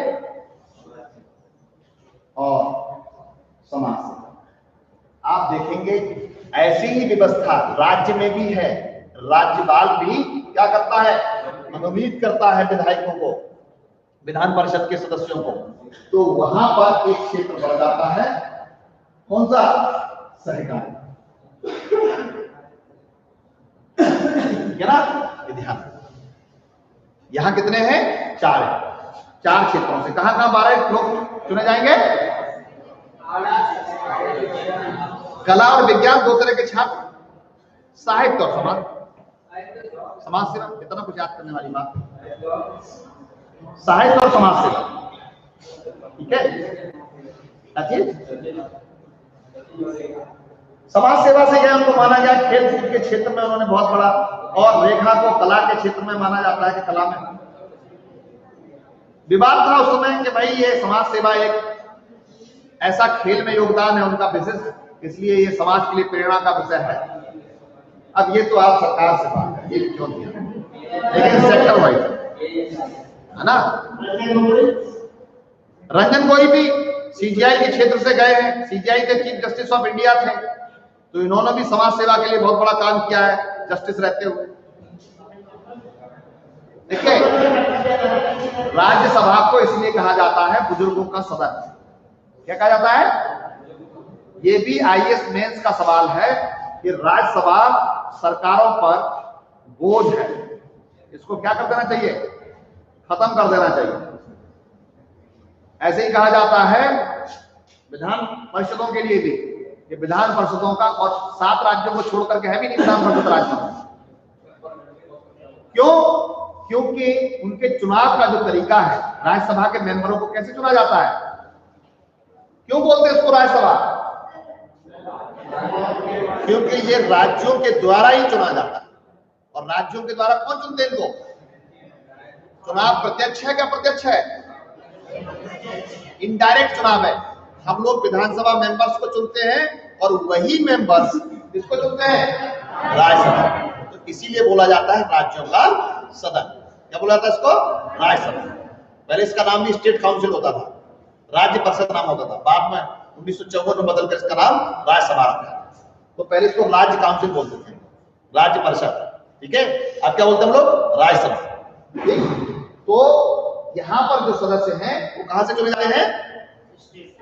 स्टेट से चुने जाते हैं। स्टेट के विधायक इसको वोट डालते हैं। और कैसा वोट डालते हैं? अप्रत्यक्ष। इसलिए हम लोग क्या बोलते हैं उसका चुनाव कैसा है? अप्रत्यक्ष चुनाव। ठीक है ना। लेकिन पद्धति का जो नाम है वो लिख लीजिए, आप लिख लीजिए एक लाइन में। ये भी सवाल पूछा गया है। राज्यसभा में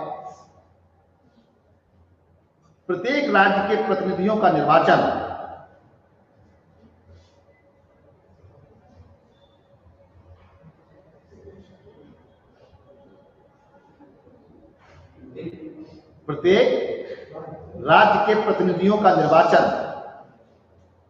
जैसे हमारे यहां से 31 जाते हैं चुन करके उत्तर प्रदेश से, तो कौन चुन के भेजता है? विधानसभा के सदस्य।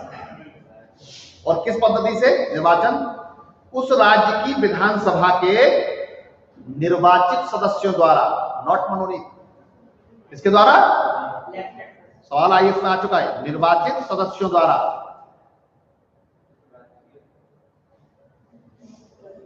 विधानसभा के निर्वाचित सदस्यों द्वारा, और आगे लिखिए आनुपातिक प्रतिनिधित्व पद्धति के अनुसार,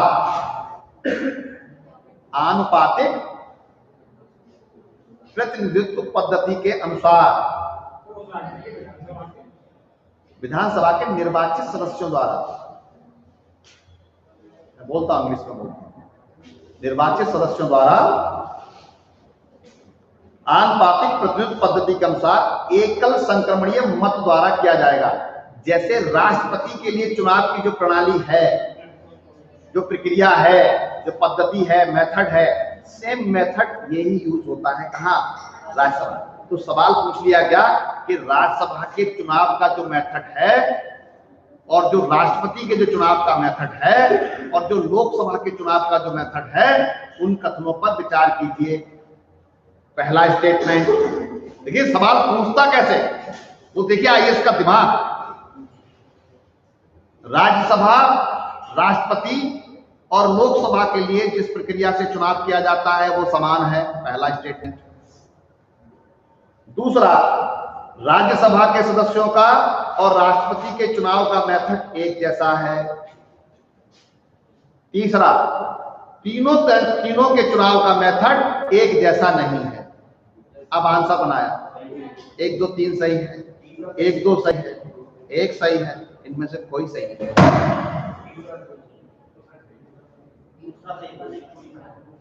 कौन सा सही है? केवल दूसरा सही। राष्ट्रपति का और राज्यसभा का सेम है, लोकसभा के सदस्यों की पद्धति तो डायरेक्ट चुनाव होता है, ये पद्धति वहां यूज नहीं होती। तो आपको मेथड से सवाल उसने पूछा, मेरी बात समझ आ रही है, इसलिए मैंने आपको लिखा है। इंग्लिश में लिख लीजिए आप, the representatives of each state, और बेयर हो तो बहुत अच्छा है, वहीं टिक कर सकते हो, बेयर में आप देख सकते हो, सब समझ में आएगा, लेकिन कौन खर्च करे? सर बोलते रहते हैं, पता नहीं क्यों बोलते रहते हैं। Representatives of each state in the council of state, in the council of state shall be elected by the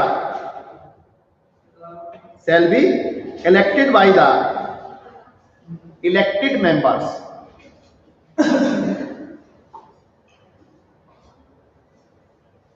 of the legislative assembly,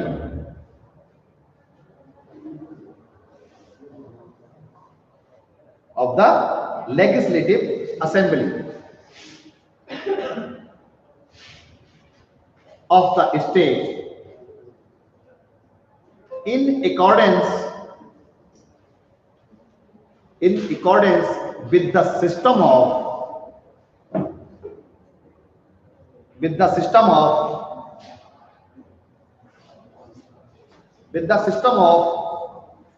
proportional representation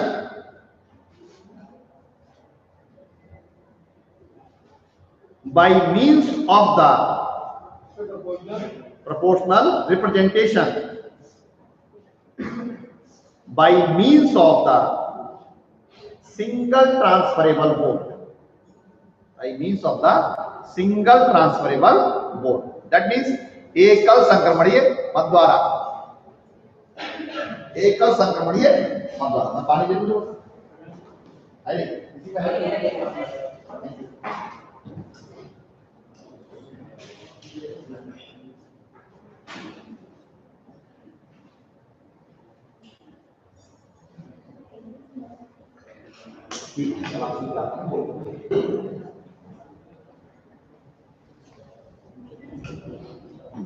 ठीक है ना? तो किसके द्वारा? समानुपातिक प्रतिनिधित्व प्रणाली के द्वारा, है ना? प्रोपोर्शनल, क्या बात? दो चीजें, proportional representation plus single transferable. ये राष्ट्रपति का जब चुनाव हम देखेंगे तो बताएंगे कि सिंगल ट्रांसफरेबल वोट का क्या मतलब है। नहीं, विधान परिषद के लोग शामिल, विधान परिषदों को भी विधानसभा के सदस्य क्या करते हैं, 1/3 सदस्य जो है विधानसभा के सदस्य चुन के भेजते हैं विधान परिषदों, वो भी ऐसे वोट डालते हैं। ठीक है ना, बड़ा कुछ एक जैसा है मामला, और कहाँ का डिफरेंट है, क्या हो जाता है स्टूडेंट। हाँ वो भी है, वहां पर कई, जैसे यहाँ कह दिया गया केवल विधानसभा सदस्य, लेकिन अब जब विधान परिषद पढ़ेंगे राज्यों के लिए तो वहां 4 तरह के सदस्य, विधानसभाओं के द्वारा विधानसभा के सदस्य, उसके अलावा लोकल बॉडी के सदस्य, उसके अलावा आपके जो है जो स्नातक हैं 3 साल जिन्होंने स्नातक पूरा कर लिया है वो वोट डाल के द्वारा चुन सकते हैं विधान परिषदों में, और चौथा जो है जो माध्यमिक से ऊपर के शिक्षक हैं उनके द्वारा, और प्लस जो बचे हुए पार्ट हैं वो राज्यपाल द्वारा मनोनीत किया जाए। जैसे यहाँ 12 मनोनीत कर रहा है ऐसे वहां राज्यपाल। तो 5 तरीके से विधान परिषदों में चुनाव होता है। यहाँ केवल 2 तरीके थे, एक तो मनोनीत था और एक क्या था, एक मनोनीत था 238 मतलब राज्य और यूनियन टेरिटरी से जैसा बांटा गया है कहां पे, चौथी अनुसूची में, वैसे चुन के आएंगे राज्यों से, राज्य के विधानसभाओं से। और यहाँ क्या है, जो 12 मेंबर है वो मनोनीत। लेकिन अगर हम तुलना करें राज्यसभा की और विधान परिषद की, तो जैसे विधान परिषद में, जैसे हमारे यहाँ विधान परिषद की 100 सीटें हैं उत्तर प्रदेश में, तो वो 5 सेक्टर से आती हैं। विधानसभा के लोग चुनेंगे, लोकल बॉडीज के लोग चुनेंगे, तीसरे स्नातक चुनेंगे स्टूडेंट्स के माध्यम से, और चौथे टीचरों के माध्यम से, और बचा हुआ एक पार्ट मनोनीत करेगा राज्यपाल। तो वहां पढ़ना है, ठीक है ना। और सेक्टर जो मनोनीत का था मैंने बता दिया, वहां पर राज्यपाल करता है या राष्ट्रपति करता है, एक जैसी व्यवस्था है तुलना। एक बार पढ़ लोगे तो लगभग सारी व्यवस्थाएं, लगभग सारी नहीं, लगभग व्यवस्थाएं राज्यों में भी ऐसी हैं जैसी केंद्र की। तो संघ की अगर व्यवस्था आपने एक तरफ से पढ़ ली तो आपको समझ आ जाएगा क्या संघ में, और वैसी व्यवस्था क्या है, लगभग राज्यों में भी वैसे ही है, सेम एज प्रोविजंस ऐसे लिखे, ठीक है ना। इतना पढ़े। अब देखिए आप अगला देखिए, ठीक है। अब ये पूछा जाए, क्या हो गया, टाइम हो गया, अभी 15 मिनट से इतनी जल्दी परेशान, लंच करके नहीं आते, वो नाश्ता करके नहीं आते। चलो बात करेंगे, ठीक है। तो यहां देखिए, लेकिन जो संघ शासित प्रदेशों में जो वहां से लोग चुने जाते हैं संघ शासित प्रदेशों से, उनके लिए मेथड वही होगा जैसी विधि संसद में, उसके लिए संविधान में कोई मेथड नहीं दिया हुआ है, ठीक है ना। उनके लिए मेथड नहीं, लेकिन पार्लियामेंट ने वही नीति अपना रखी है जैसी राज्यों से, ठीक होगी बात, क्लियर है। तो आपको वही याद रखना है, proportional representation plus single transferable vote के द्वारा राज्यसभा के सदस्यों का चुनाव किया जाता है, और वो भी कहां लिखा हुआ है, 80 में लिखा हुआ। अब देखिए आर्टिकल 81, अब देखिए आर्टिकल 81 लोकसभा के सदस्य डायरेक्ट या इनडायरेक्ट, डायरेक्ट या इनडायरेक्ट, डायरेक्ट चुनाव होता ना, इसीलिए इसका नाम है पब्लिक हाउस, क्योंकि पब्लिक सीधे चुनती है, इसीलिए इसका नाम क्या है, पब्लिक हाउस। इसका नाम लोकसभा, पब्लिक हाउस है, लोकसभा है, इनकी सभा, लोगों की सभा, लोगों के द्वारा चुना जाता है। अभी तुलना करेंगे हम लोग लोकसभा की और राज्यसभा की। तो ये किसका सदन है, लोगों का सदन है, और डायरेक्ट लोगों के द्वारा, जैसे पूरी इंडिया को कितने भागों में, कितनी कॉन्स्टिट्यूशन में बांटा गया है,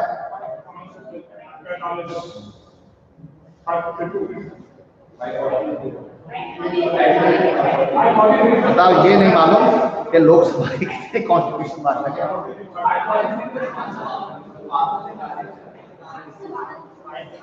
550 सीटें हैं, 530 राज्यों से और 20 संघ शासित प्रदेशों से, और 2 पढ़ लोगे आप एंग्लो इंडियन से 331 में, अनुच्छेद 331 में, 81 में कहता है वो 331 के सिवाय, क्या कहता है वो, 331 के सिवाय कितने मेंबर हो सकते हैं? 550। और कैसे हो सकते हैं? 530 और 20 यूनियन टेरिटरी, टोटल 550। और 331 अनुच्छेद 331 के अनुसार कितने हो सकते हैं? 2 एंग्लो इंडियन भी चुने जा सकते हैं। 2 एंग्लो इंडियन भी मनोनीत किए जा सकते हैं राष्ट्रपति के द्वारा। और ये कहां है प्रावधान? अनुच्छेद 331। तो टोटल कितना हो सकता है? 500। तो लोकसभा में कितने मेंबर हो सकते हैं? 500। 530 मेंबर हो गए कहां पे? राज्यों से, 20 यूनियन टेरिटरी से और 2 एंग्लो इंडियन में, जिसका प्रोविजन कहां लिखा हुआ है? 331 में। कहां लिखा हुआ है? 331 में। लेकिन आपको जान के हर्ष होगा कि 331 में जो चुने जाते थे 16वीं लोकसभा तक, उसको अब क्या कर दिया गया? पिछली, अभी रिपील तो नहीं हुआ संविधान से, लेकिन उसको पिछली बार के सत्र में मना कर दिया गया कि अब जो है एंग्लो इंडियन समुदाय के लोगों को मनोनीत, तो नंबर कितना रह जाएगा। लेकिन अभी आप 552 याद रखिए, जब तक के संविधान से वो प्रावधान स्टिक ना हो जाए, हट ना जाए, ठीक है ना। तो 331 कहता है कितने? 2 एंग्लो इंडियन और 81 के हिसाब से 550। चुनाव हमारे यहां वर्तमान में 545 पे ही हो रहा है, ठीक है ना, ये बात सही। लेकिन पूरे इंडिया को 550 कॉन्स्टिट्यूएंसीज में बांटा गया है, जिनमें से चुनाव होता है किसके लिए? 545। Is that clear? आगे देखिए। और लोकसभा के सदस्यों का चुनाव कैसे होता है?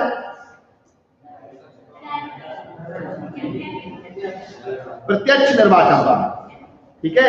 यहां कोई सिंगल ट्रांसफरेबल वोट नहीं है। जैसे आपके आगरा का लोकसभा चुनाव हुआ, ए बी सी डी, मान लो 4 कैंडिडेट खड़े हुए, ए बी सी डी, 4 प्रत्याशी खड़े हैं, ए है, बी है, सी है और डी है। और मान लीजिए पूरे आगरा के वोट है 1000। कितने वोट है? 1000 मान के चलना है। इनको मिले 400 वोट, इनको मिले 300, इनको मिला 180 और इनको मिला 120। कौन जीत गया?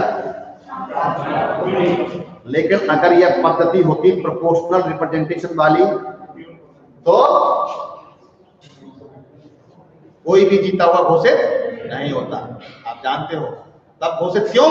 क्योंकि प्रोपोर्शनल रिप्रेजेंटेशन का नियम है कि पोस्ट ऑफ द हाफ होना ही चाहिए, आधे से ज्यादा वोट होने ही चाहिए, तभी जीता हुआ घोषित होगा। इसीलिए सिंगल ट्रांसफरेबल वोट की व्यवस्था की गई है कि अगर ऐसी स्थिति बन जाए तो लास्ट वाले को हारा हुआ मान लो और इनके वोटों को फिर डिवाइड करो किसमें? ऊपर वालों में।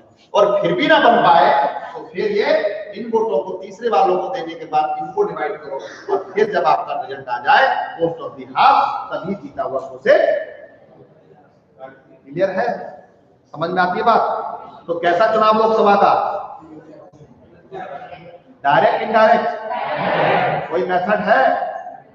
जिसको ज्यादा vote, majority of the vote, उसको 27 वोट मिलकर अगर जीत जाए तो 27 ही पर्याप्त है,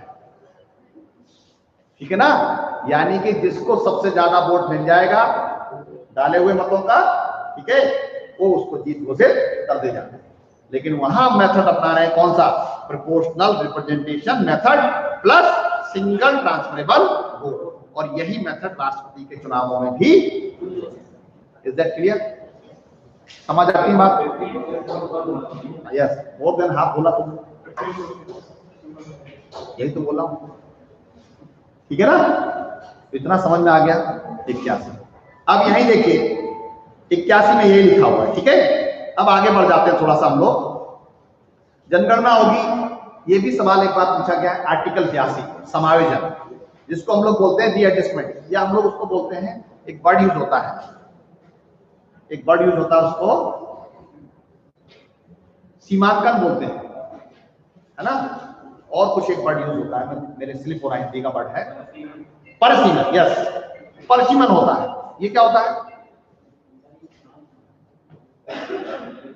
परिसीमन का प्रावधान दिया है संविधान के अनुच्छेद 82 में। कहां दिया हुआ है? 82 में।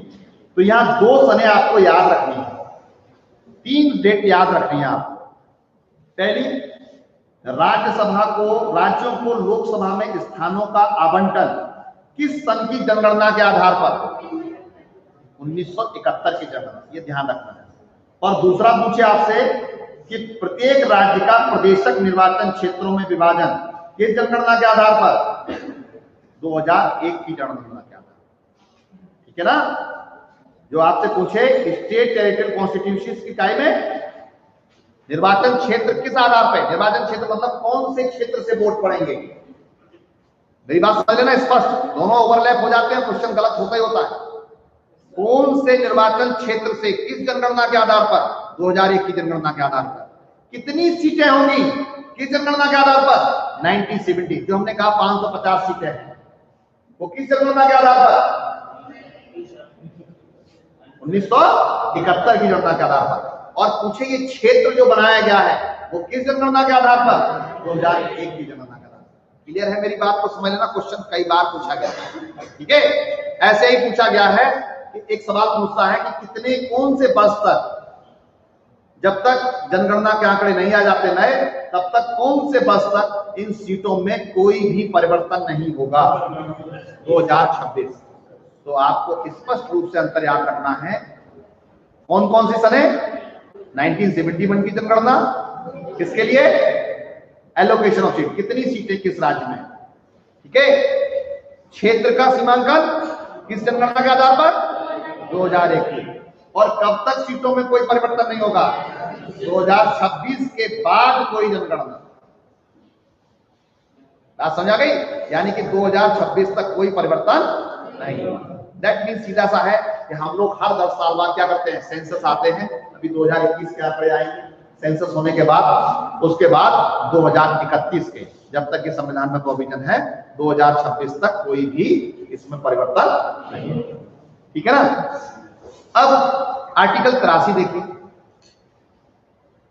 आर्टिकल 83, अनुच्छेद 83।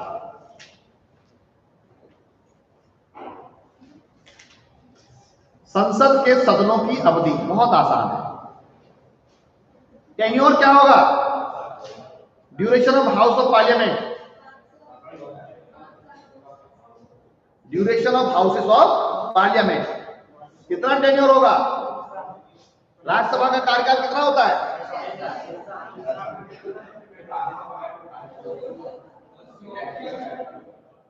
राज्यसभा के मेंबर का कार्यकाल होता है, राज्यसभा का कोई कार्यकाल नहीं। ठीक है, राज्यसभा कभी भी डिसॉल्व नहीं होती। राशि यही कहता है, जबकि लोकसभा का कार्यकाल कितना होता है? सामान्यतः है 5। अगर बीच में कोई बात ना हो तो कितना कार्यकाल है? 5 साल। और राज्यसभा कैसी है? स्थायी सदन है। कैसा सदन है? परमानेंट सदन। और आप पहले से जानते हो ये बात, ये तो जानते ही, ये अपर हाउस है और ये लोअर हाउस। लोकसभा ये अपर हाउस और ये लोअर हाउस। ठीक हो गई बात? ये अपर हाउस, ये लोअर हाउस। तो सदन कार्यकाल कितना होगा? वो स्थायी सदन है, और लोकसभा के नीचे वो कैसा सदन है? अस्थायी है। और कितने समय तक काम करता है? 5 साल। कितने समय तक? ठीक है, लेकिन यहां लिखा है कि राज्यसभा के सदस्य प्रत्येक 2 वर्ष बाद क्या हो जाएंगे? 1/3 सदस्य क्या हो जाएंगे? रिटायर हो जाएंगे। उनकी जगह पर नए सदस्य चुनते रहेंगे, और इस तरीके से वो परमानेंट व्यवस्था बनी। याद रखना है आपको। क्वालिफिकेशन क्या होती है संसद सदस्यों की? राज्यसभा की और लोकसभा के सदस्यों की योग्यता क्या है?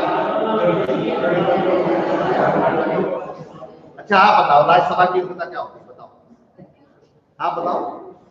What are the qualification for the member of state council? Graduate होना चाहिए,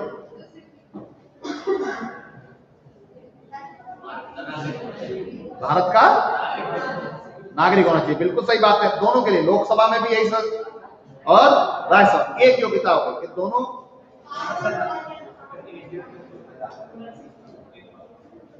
ऐसी कोई सदस्यता लिखी नहीं इसमें, पागल दिवाली शर्तें हैं। मैं तो क्वालिफिकेशन पूछ रहा हूं।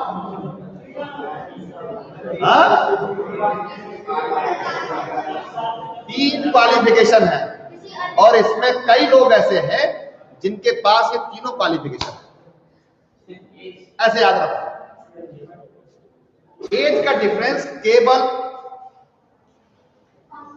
है लोकसभा के लिए 25 वर्ष और राज्यसभा के लिए 30 वर्ष।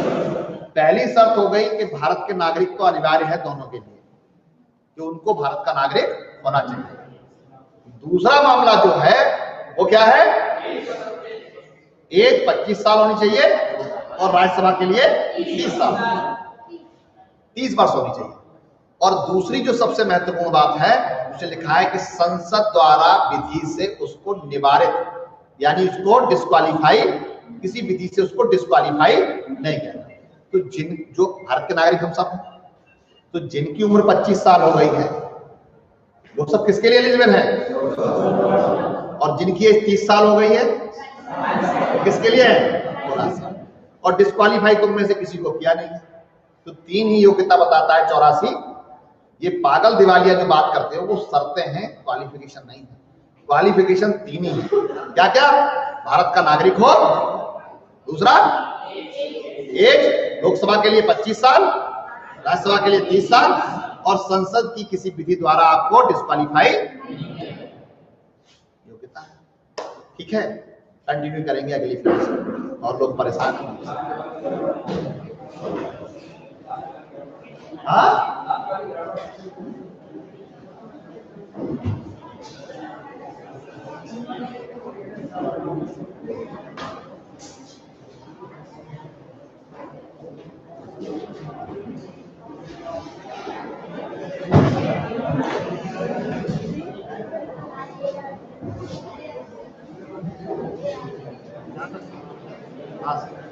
धन्यवाद सर आपको। आज के तारीख में 11